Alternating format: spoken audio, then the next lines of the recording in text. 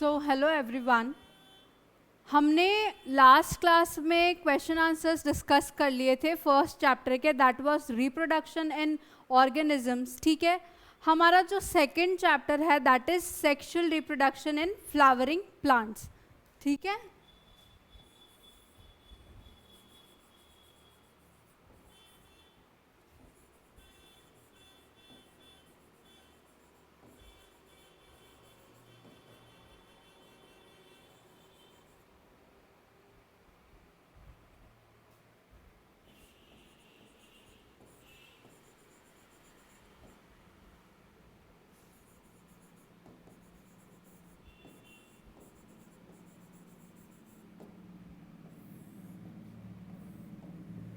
अब हम डिस्कस पहले हमने देखा था एक जनरल के क्या क्या इवेंट्स होते हैं सेक्सुअल रिप्रोडक्शन में, क्या कैसी प्रोजेनी होती है, सेक्सुअल में किस में कितना डिफरेंस होता है, क्या प्रोसेसेस होते हैं, एक्सेट्रा एक्सेट्रा।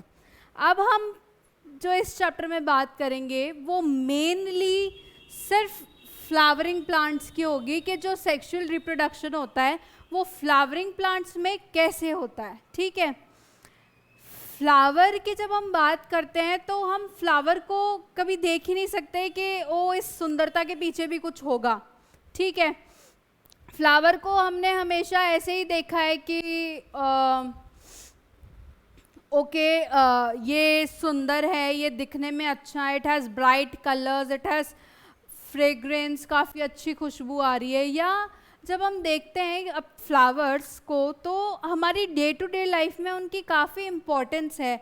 मतलब अगर इंसान खुश है तो वो एक दूसरे को ग्रीट करने के लिए फ्लावर दे रहा है, अगर इंसान दुखी है तो वो जैसे कि हम देखते हैं जो क्रिश्चियंस होते हैं या इनफैक्ट हिंदूज होते हैं तो वो जब किसी की डेथ भी होती है जो भी है तो वहाँ पे फ्लावर्स रखते हैं या उनको पहनाते हैं या जो भी है। ठीक है, अगर कोई किसी के प्यार में है तो वो उसको फ्लावर्स दे रहा है।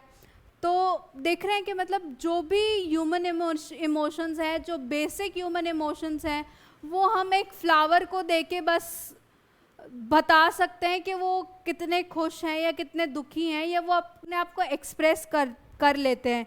लेकिन हमने कभी उससे ज़्यादा एक फ्लावर के बारे में सोचने की कोशिश ही नहीं की। हमने कभी एक एस्थेटिक पर्पस के अलावा फ्लावर को कभी देखा ही नहीं। जबकि अगर हम बात करेंगे फ्लावर की इन सब पर्पसेस से हट के तो it is an aid to sexual reproduction. ठीक है, अपन ये कह सकते हैं कि ये एक ऐसा स्ट्रक्चर है जिसमें सेक्सुअल रिप्रोडक्शन होता है, it takes place in that. ठीक है, अब जब अपन बात करते हैं फ्लावर्स की तो will start with some basic introduction के जो हमने पढ़ा था कि एक जो भी है मतलब सेक्सुअली रिप्रोड्यूस करने के लिए एक ऑर्गेनिज्म को भी मतलब प्लांट और एनिमल्स में तो होता ही है, प्लांट्स में भी एक कुछ स्पेसिफिक चेंजेस आते हैं। वो अटेनमेंट जब ग्रोथ अचीव हो जाती है तो ग्रोथ अचीव करने के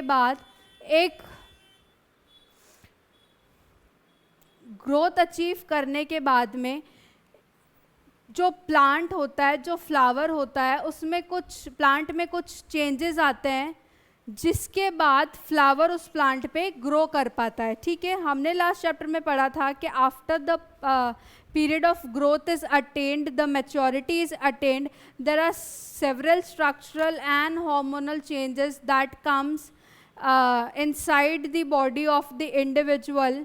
ठीक है, बिफोर के वो रिप्रोड्यूस करे सेक्सुअली। ठीक है, वैसे ही प्लांट्स में क्या होता है कि एक फ्लावर के ग्रो होने से पहले भी कि अपन को फ्लावर दिखे प्लांट पे, उससे पहले ही जो डिसीजन है कि हाँ फ्लावर अब ग्रो करेगा उस प्लांट पे, वो लिया जा चुका होता है। उस ड्यूरेशन में जो प्लांट है वो अपनी बॉडी के अंदर कुछ स्ट्रक्चरल और कुछ हार्मोनल चेंजेस लाना चालू कर देता है, जिसके बाद मतलब जो स्ट्रक्चरल और हार्मोनल चेंजेस होते हैं that further leads to differentiation and development of the flower primordium. ठीक है, मतलब कि जो ये स्ट्रक्चरल और हार्मोनल चेंजेस उस प्लांट की बॉडी में होते हैं ताकि फ्लावर ग्रो करे, वो जो चेंजेस हैं वो प्लांट की बॉडी को और जो है डिफ्रेंशिएट करते हैं, मतलब एक पर्टिकुलर फंक्शन करने के लिए एक थोड़ा सा इवॉल्व करते हैं और उसमें जो चेंजेस आते हैं वो आने लगते हैं कि एक फ्लावर ग्रो कर सके. ठीक है, इनफ्लोरेसेंस जैसे हमने पढ़ा अभी कि before the flower is even grown on the plant, the decision that is it is going to flower has been taken. For that, flower के ग्रो होने से पहले क्या होते हैं कि स्ट्रक्चरल एंड हार्मोनल चेंजेस आएंगे. ठीक है, उनसे क्या होगा, फर्दर डिफरेंशिएशन,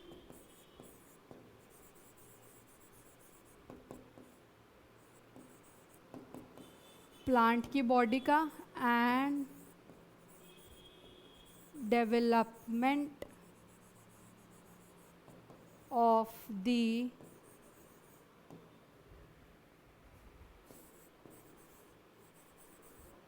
फ्लोरल प्राइमोर्डियम के अब फ्लावर ग्रो करेगा. ठीक है, inflorescence starts to bear flower buds and then the flower on them. अब इन्फ्लोरेसेंस होते क्या है, ठीक है, it has been written in your book कि इन्फ्लोरेसेंस जो होते हैं वो अपने ऊपर फ्लोरल बर्ड्स जो होते हैं वो बेयर करने लगते हैं और उसके बाद वही फ्लावर भी बन जाता है. लेकिन इन्फ्लोरेसेंस खुद क्या होता है, इन्फ्लोरेसेंस ये होता है कि it is a cluster of flowers. ठीक है, फ्लोरेट्स छोटे छोटे जो फ्लावर्स होते हैं वो जब क्लस्टर में प्रेजेंट हो एक स्टेम के ऊपर, ठीक है, उसको हम इन्फ्लोरेसेंस कह सकते हैं. ठीक, इन्फ्लोरेसेंस भी जो होता है वो काफ़ी टाइप्स का होता है. ठीक है, बेसिक हम देख लेते हैं कि इन्फ्लोरेसेंस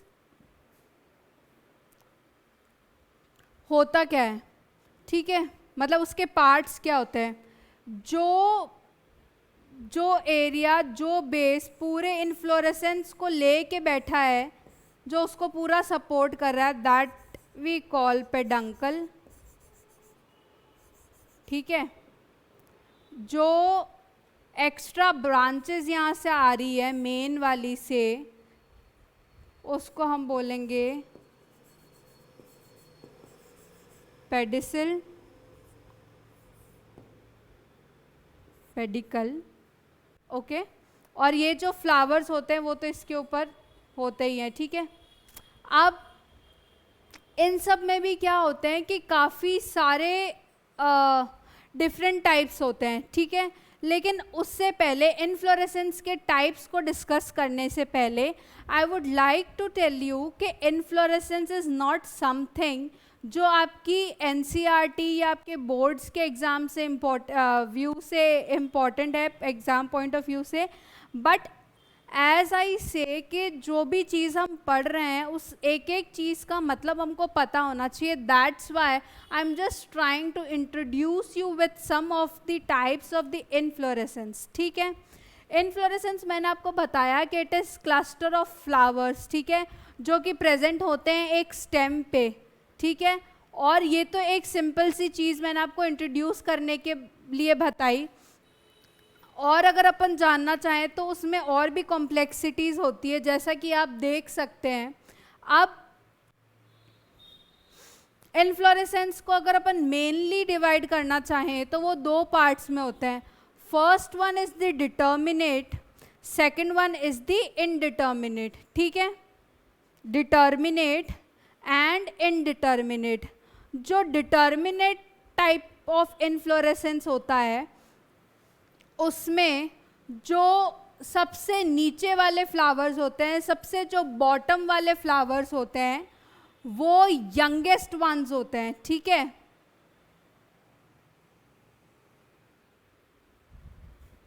इन्फ्लोरेसेंस अगर अपन देखें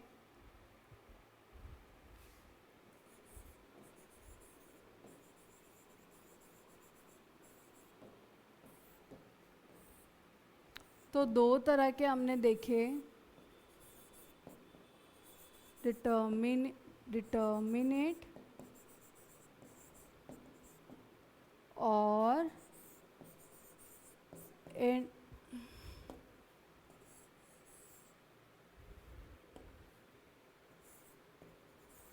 इनडिटर्मिनेट। ठीक है,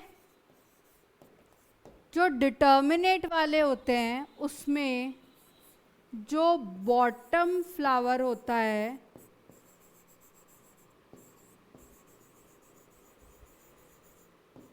इज द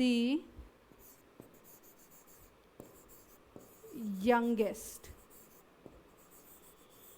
ठीक है, जो इनडिटर्मिनेट वाला होता है उसमें द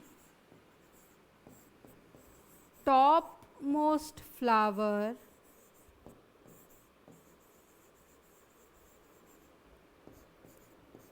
is the youngest। ठीक है, अब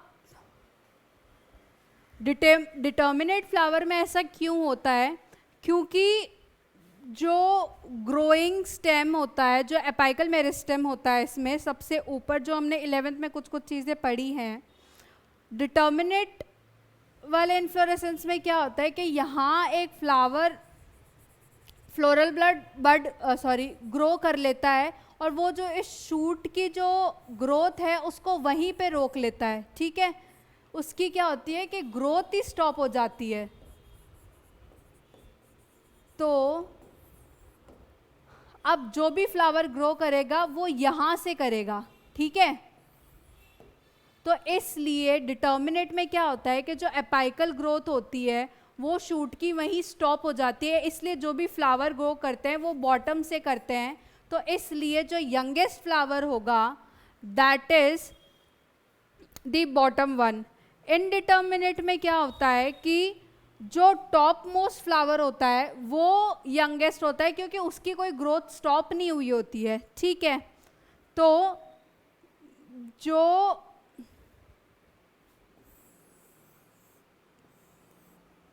कायम होते हैं और डाइकेशियम्स होते हैं, ये डिटर्मिनेट फ्लावर के एग्जाम्पल्स हैं।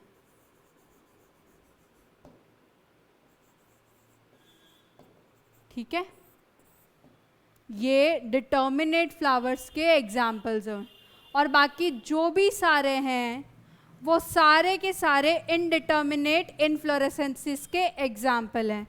ठीक है, only these two are the examples of determinate inflorescence. जैसे कि आप देख सकते हैं कि इसका जो टॉप है वहाँ पे it is bearing the flower of floral bud, तो ये क्या करता है कि उसकी ग्रोथ को वहीं स्टॉप कर देता है शूट की, और ये ऊपर आगे और ग्रो नहीं हो पाता। ठीक है, तो ये जो एग्जाम्पल्स हैं ये डिटर्मिनेट इनफ्लोरेसेंसेस के एग्जाम्पल हैं। बाकी जो भी सारे हैं वो सारे इनडिटर्मिनेट के एग्जाम्पल्स हैं। जैसे स्पाइक है, इसमें क्या है कि जो मेन स्टेम है, जो मेन ब्रांच है, मतलब मेन स्टेम है, उसी पे इसने फ्लावर्स को या फ्लोरल बड्स को डायरेक्टली बेयर किया हुआ है, इसके बीच में और कोई ब्रांच नहीं आ रही है। जो रेसेमे है that is a modification of spike. ठीक है, इसमें क्या है कि छोटी छोटी एक्सटेंशंस हैं, उसके बाद द फ्लावर इज प्रेजेंट। ठीक है, कोरम्ब जो होता है उसमें ये चीज़ होती है कि जो भी फ्लावर्स हैं यहाँ वो सब एक लेवल पे लाई कर रहे हैं। ठीक है, चाहे उनका ओरिजिन जो है वो अलग अलग लेवल से हुआ है, इसका यहाँ से हुआ है, उसका यहाँ से हुआ है, इसका यहाँ से, उसका यहाँ से।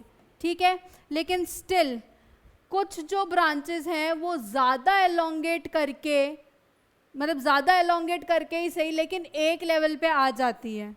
ठीक है, अम्बल जो होता है उन सब का ओरिजिन पॉइंट सेम होता है, बहुत सारी ब्रांचेस है लेकिन उनका ओरिजिन एक ही जगह से हो रहा है।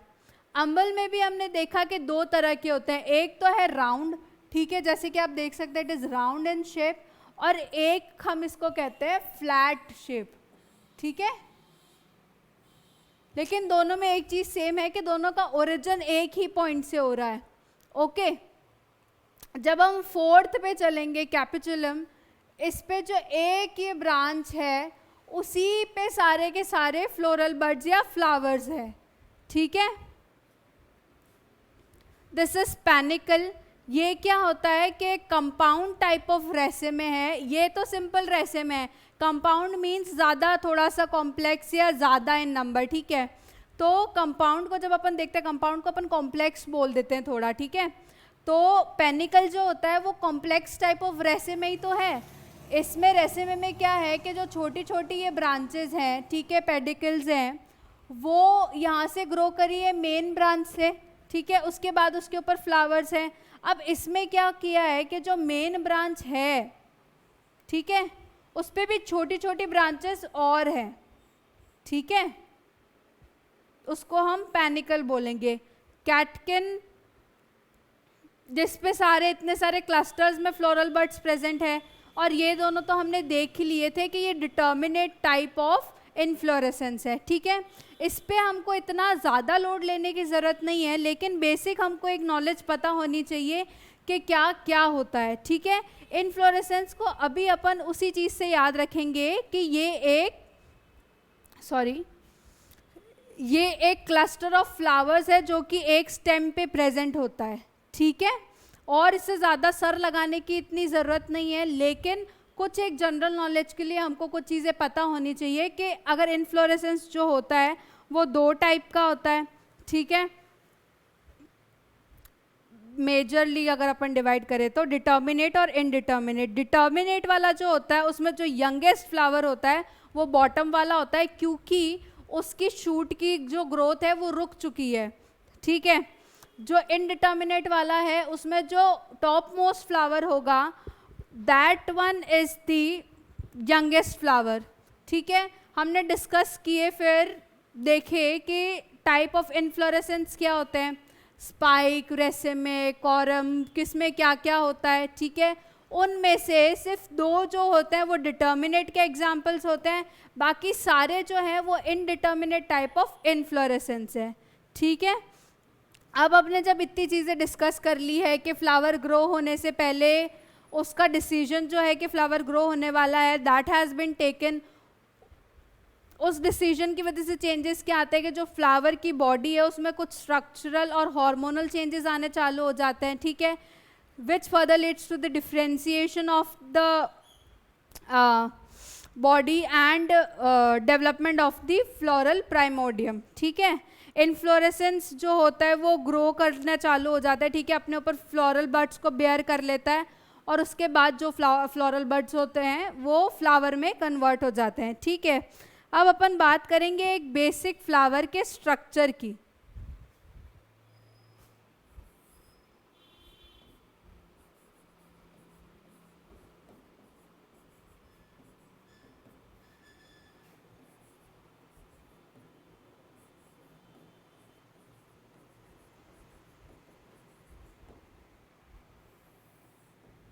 ओके, अब हम मेन फ्लावर के स्ट्रक्चर की बात करेंगे तो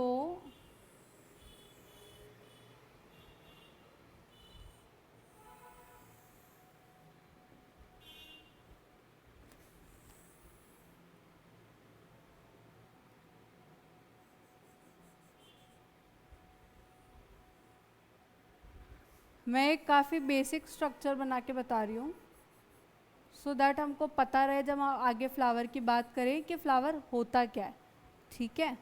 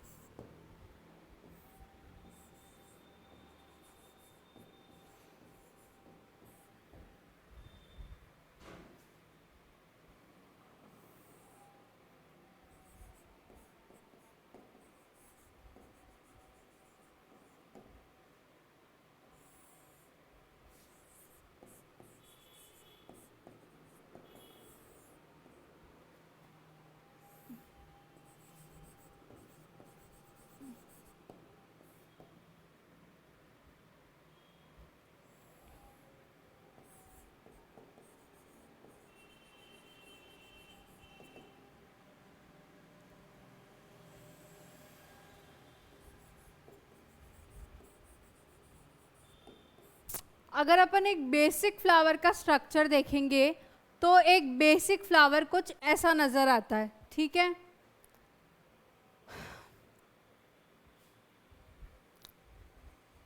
इसमें जो फिलामेंट और एंथर होते हैं, दैट मेक्स अप द स्टेमन, ठीक है। स्टिग्मा स्टाइल और ओवेरी हैं,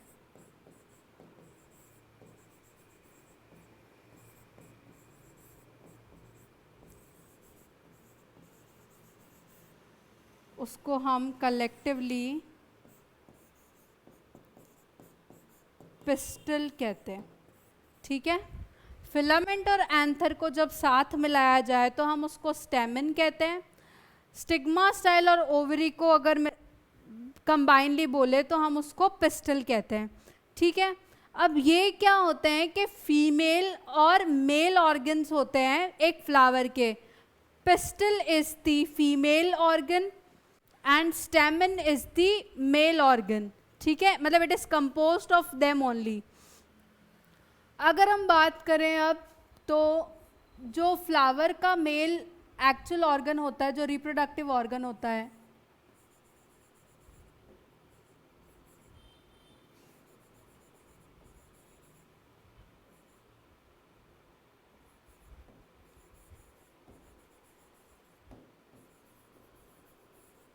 तो हम उसको एंड्रोशियम कहते हैं, ठीक है।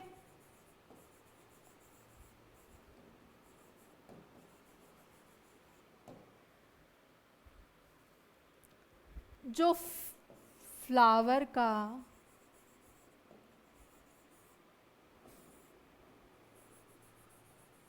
फीमेल रिप्रोडक्टिव ऑर्गन होता है, हम उसको गाइनोशियम कहते हैं, ठीक है। अब ये तो हमने डिस्कस कर लिया कि किसको क्या कहते हैं। अब जैसे कि हमने पहले वाले चैप्टर में पढ़ा था pre fertilisation, fertilisation and post fertilisation events, ठीक है।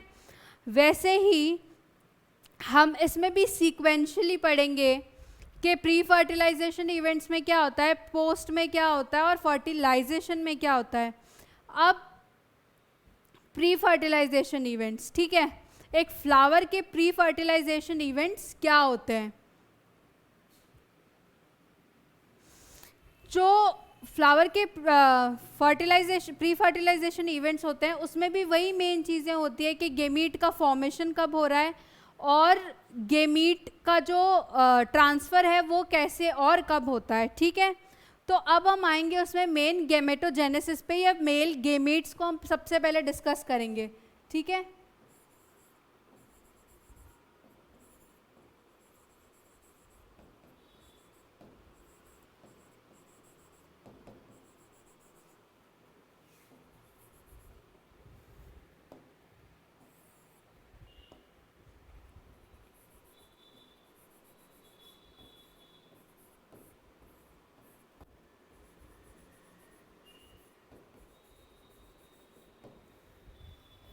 Pre fertilisation events and structures. सबसे पहले हम मेल जो स्ट्रक्चर्स हैं उसको डिस्कस करेंगे, ठीक है। जैसे कि अभी हमने देखा था कि जो मेल रिप्रोडक्टिव ऑर्गन होता है फ्लावर का उसको हम एंड्रोशियम कहते हैं, ठीक है। अब हम देख लेते हैं कि एंड्रोशियम में होता क्या क्या इंक्लूड है। जैसे हमने जब अभी बेसिक फ्लावर का स्ट्रक्चर देखा था तो उसमें हमने देखा था कि जो फिलामेंट है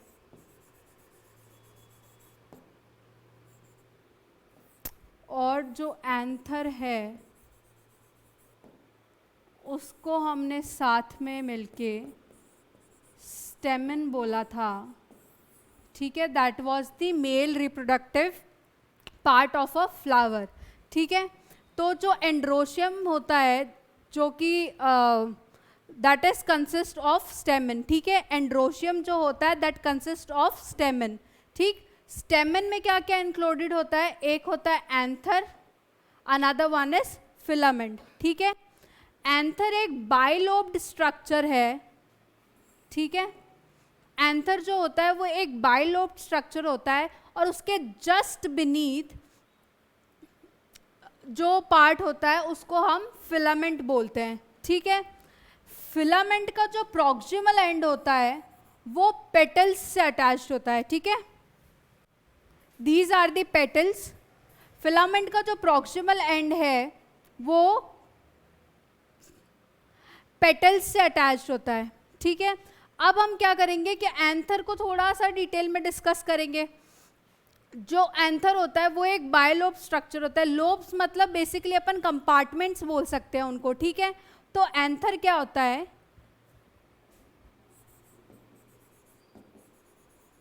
कि it is a bilobed structure,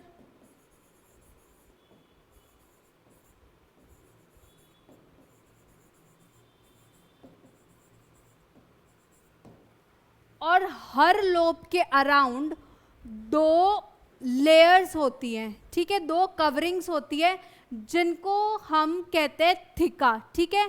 थिका मीन्स कवरिंग।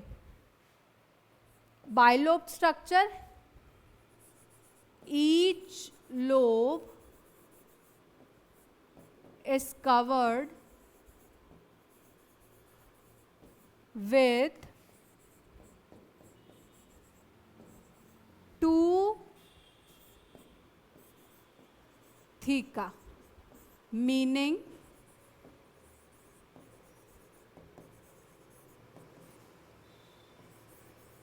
लेयर या कवरिंग, ठीक है।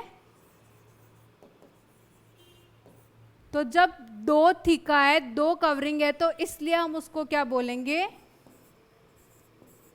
डायथिकस, ठीक। डाय मतलब 2। तो एंथर बायलोब स्ट्रक्चर है, हर लोब के बाहर 2 कवरिंग्स प्रेजेंट होती हैं, ठीक है, जिसको हम थीका बोलते हैं। ये जो 2 कवरिंग है, जो डायथिकस जो इसका स्ट्रक्चर है, दैट इज ट्रांसवर्स, मतलब लॉन्गिट्यूडनली जो थीकाज है वो लॉन्गिट्यूडनली ट्रांसवर्स होती है एक ग्रूव से, ठीक है। ये तो हुई ऊपर वाले स्ट्रक्चर की बात कि भाई बाइलोब था, 2 लेयर्स थी, और 2 लेयर्स जो हैं वो एक ग्रूव से ट्रांसफर्स होती है। लेकिन जब अपन एक एंथर का एक ट्रांसवर्स सेक्शन में अगर अपन एक एंथर को देखना चाहें तो वो क्या होता है, एक टेट्रागोनल स्ट्रक्चर होता है, ठीक है।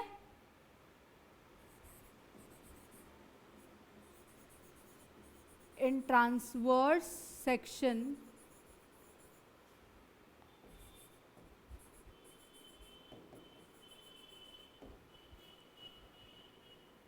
एंथर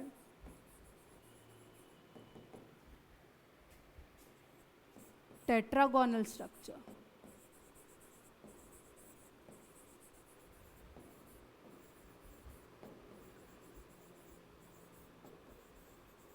ठीक है। ये कुछ ऐसा दिखता है। टेट्रागोनल मतलब जिसकी 4 साइड्स हो, ठीक है।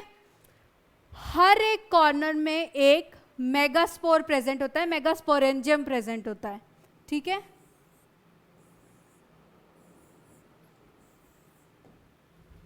तो मतलब 4 मेगास्पोर्स इसमें प्रेजेंट होते हैं।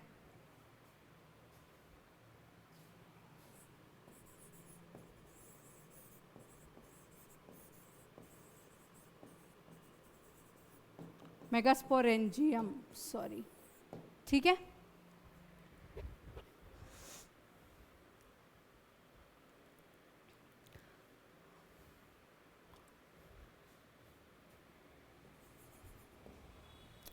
अब जो ये मेगास्पोरेंजियम है, जो 4 मेगास्पोरेंजियम है,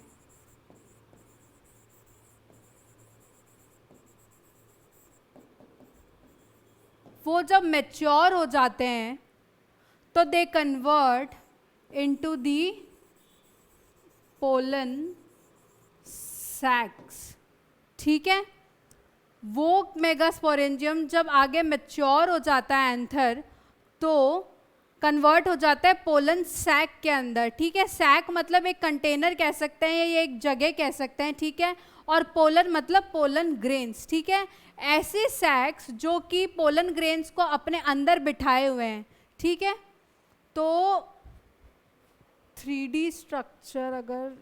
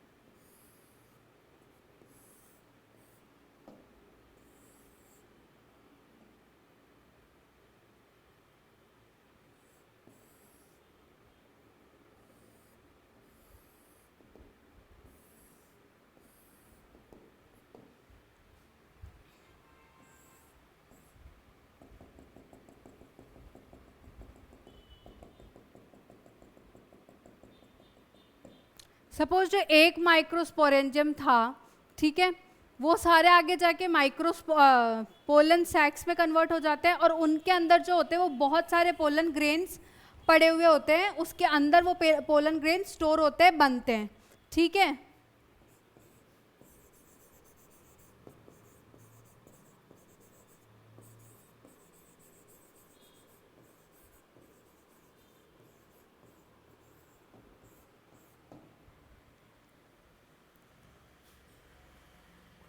अब ये तो बात थी कि एक एंथर कैसा दिखता है, ठीक है।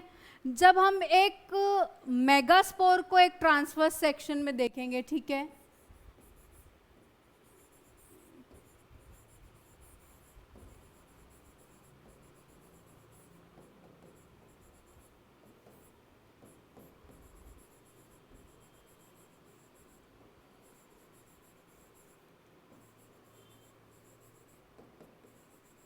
ट्रांसवर्स सेक्शन में जब हम देखेंगे तो वील सी कि ये राउंड इन स्ट्रक्चर होता है,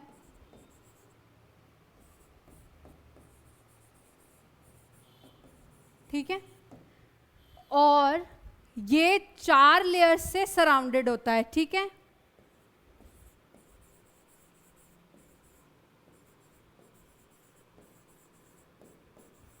bye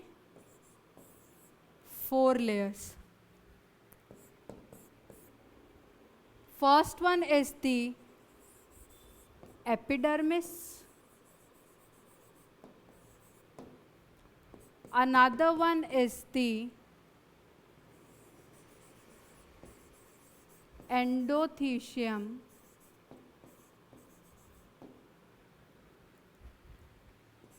third one is the middle layer,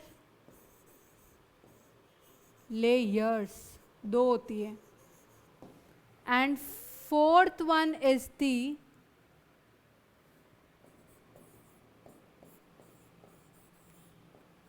tapetum, ठीक है। ये जो हमने नेम लिखे हैं सारे लेयर्स के, वो आउटर टू इनर सीक्वेंस में लिखे हैं, ठीक है। सो इस अकॉर्डिंग जो एपिडर्मिस होती है that is the outer most layer and the tapetum is the inner most layer, ठीक है। सपोज ये एक माइक्रोस्पोर मदर सेल है, ठीक है,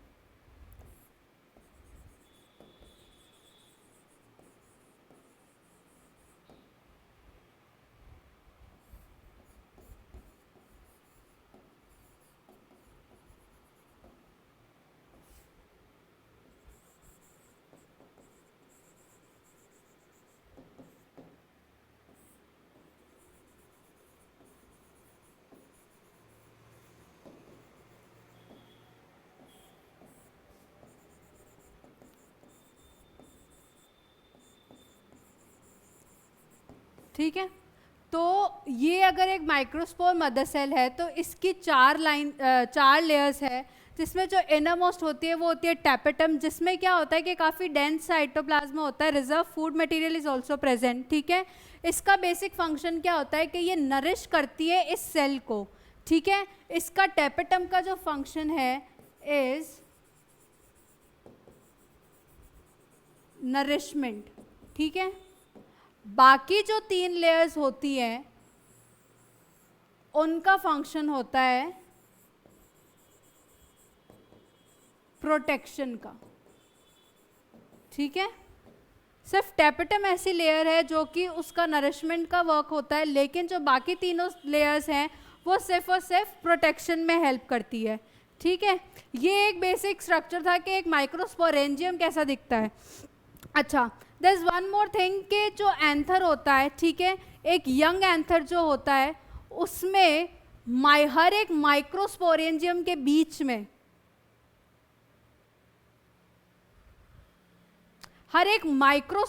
के बीच में एक टिश्यू प्रेजेंट होता है जिसको कहते हैं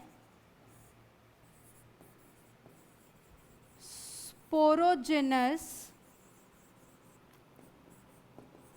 टिश्यू। ठीक है,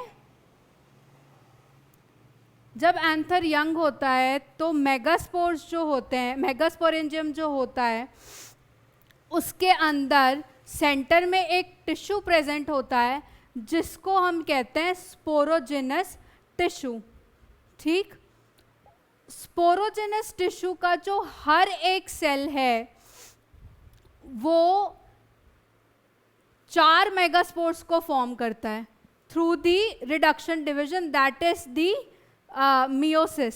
ठीक है, जो एंथर होता है वो जब यंग है उसमें मेगास्पोर में एक टिश्यू प्रेजेंट है मेगास्पोरेंजियम में। सेंटर में एक टिश्यू प्रेजेंट है जिसको हमने कहा स्पोरोजेनस टिश्यू। ठीक है, इस स्पोरोजेनस टिश्यू का हर एक cell acts as a megaspore mother cell. ठीक है, मतलब जैसे हम जानते हैं कि जो सेल्स हैं, जो टिश्यू है वो क्या होता है कि बहुत सारे सेल्स को मिलके बनता है जो कि एक स्पेसिफिक फंक्शन को करने के लिए डिफरेंशिएटेड है, बने हुए हैं। ठीक है, तो जो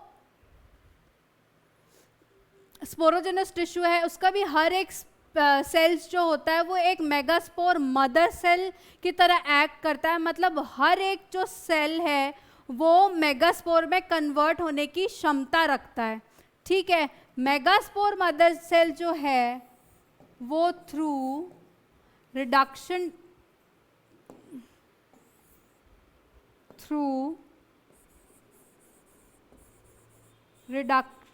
division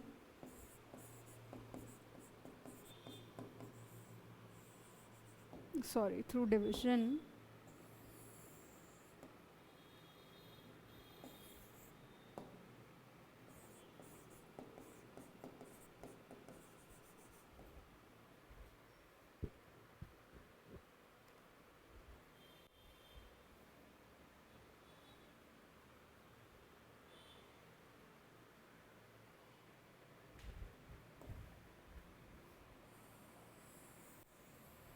in male we call it microsporangium and not mega.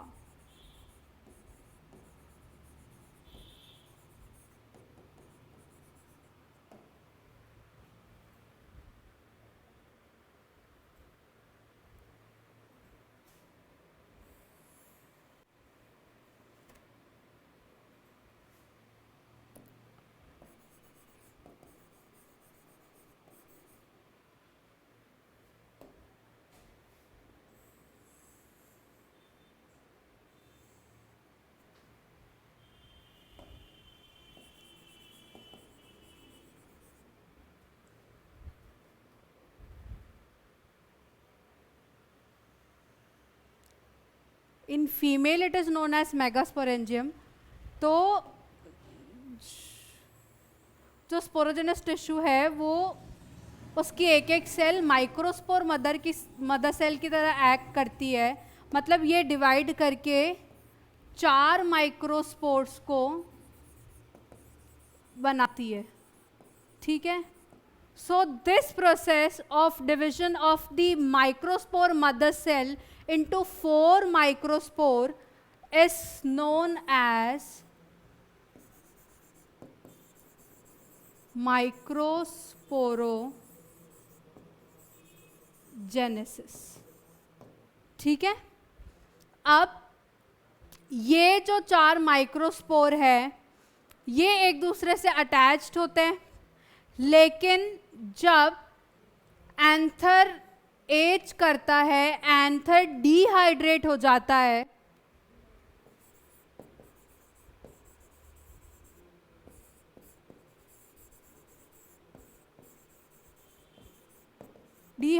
जाता है, ये microspores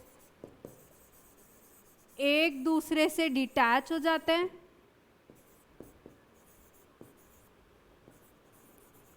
and form the male gametophyte, that is the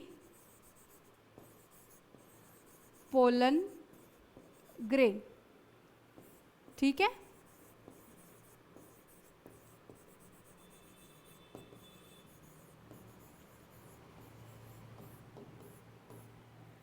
This was the basic process. We'll recall it very fast कि जो